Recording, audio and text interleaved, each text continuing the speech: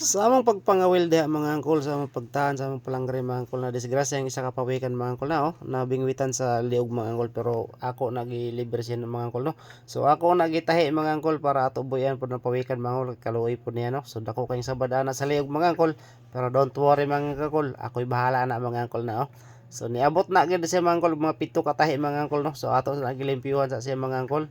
Ya, di ba ato gihugasan na diha tanaw mga angkol no. So ingon na gid ni kabalo po ng pawikan mga angkol natong giluwas no, kay wag gud din taon siya maglihok mga angkol na ano. So bright gid kayo ni pawikana no, kay wa man gid siya maglihok mga angkol. Nga kabalo gid siya nga giluwas siya ba nga gitambalan ako iyang samad mga angkol na So nagamit ta diha og kanang kuan pantahi gid mga angkol sa kuan no, kanang pangkuan sa mga samad no. So naa diha mga angkol. So ato na kuano nang tahion na to nang samad no para dili kay modako mga angkol. So nakasabot gid siya, wag gid taon siya maglihok mga angkol. Diha. Grabe kabut ang ginpawikanan niyo na di ba? Ako lang guhasan dihag dagat mga angkol para nga dili kayo mo ko yung samad mga angkol. So medyo lihok-lihok ko nga atong video ron mga angkol kay balod-balod bang gud ang dapita mga angkol da. Ay nguna na kasimple mga angkol no. Now, di ba? Ato picture na. Okay, di ba? Si ay nguna na ka magic mga angkol na mao na ako nagitahi kita siya diha mga angkol. Now, di ba? So nanaara siya. So wag din taon siya maglihok dito diha, naglihok na siya gamay kay murag nasakitan na siya diha pagkuan ako, pero nagpuyo ra pud na siya diha. Tanawa nanaara kadali mga angkol magtahi na. Pastila na himo na tagkuan ani sabay tawag ano mga angkol bitin niya sana. Kalimot og tawagan ng mga angkol. Ako nagitahi na diha. Now, kay luoy pud kay taon nang mananapay taon din nato tahi no. Dako kay sa man sa kuan, disgrasya mong sa kawil good. Kay mukaon mo kana sila isda mga angkol, so murag nalabtikan na siya. Now ako gitahi yang samad, di ba? So luoy po kay din nato natahion mga angkol na pastilan pagkadako sa samad din taon sa pawikan mga angkol na Ako lang gina siya gitahi di mga angkol na giaguntahan gina ko na siya. Wa gyud tawag pud siya maglihok mga angkol.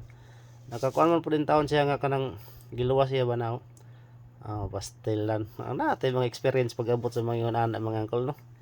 Dili kay puro bula la ratong kahibalan dai mga angkol na pati mga tinaguan mga angkol pag-abot sa mga anak mga kuan mga angkol na di ba? Wa gid taw siya maglihok gyud na.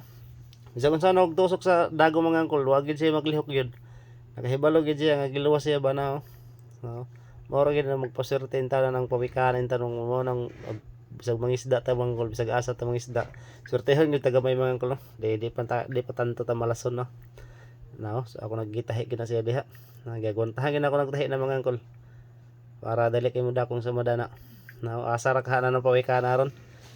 So malabo mi magkita ni nga pawikan ba. Ug makita kog pawikan sa laut nga nay tinahian, way lain ako na trabaho mga angkol, di ba? So ganyan lang magano kung mga angkol magtahi ng kon ano ng pawikan. Medyo gumalaw na siya diyan. Pero huminto rin nung hinipo ko yung ano niya, ulo niya, di ba? Ganoon lang kasimple mga angkol. Yan. Kasi parang tao din yan eh. Di ba? Nasugatan. So iligtas natin yan. Ganoon lang kasimple da. Tinahi ko talaga yan. Ayan. Di ba? Kasi mapagmahal tayo ng mga ganyang mga hayop angkol yan. Di ba? Okay. Pastel lang. Ang daming sugat yun talaga. Umabot ng 7 tahi yan mga angkol. Yan. Sa klininis natin. Ayan. Binilang ko pa yung ilang tahi yan. Okay. Di ba? Malinis na. Yan, papakawalan natin yung mga angkol. Yan 7 tahi yung ang ginamit natin yung karayom na ginamit natin dyan mga angkol, pang tahi talaga yan. Yan binuhat ko ng mga angkol at papakawalan na natin. Yan, bye bye, ingat. Yan, di ba mga angkol?